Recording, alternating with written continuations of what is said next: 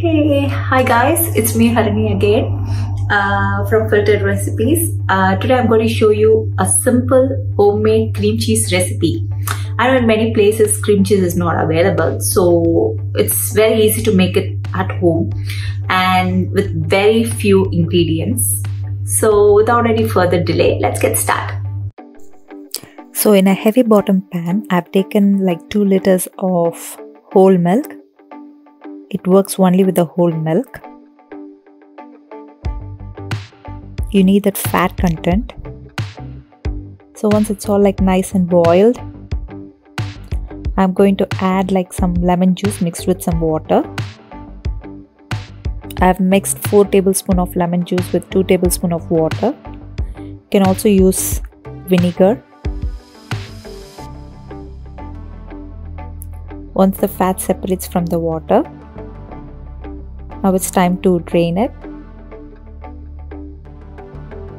Drain all the water and let it rest for 20 minutes at least.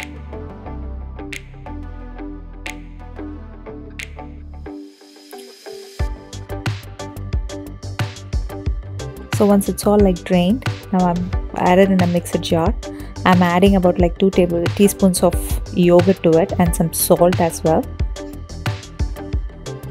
Now I'm going to grind this into a fine paste. I've reserved some water just in case if my mixture is too thick. I will add like a spoon of water. It's still a bit grainy, so I'm going to give it another mix. So this is the consistency you're looking for. It has to be nice, creamy and smooth.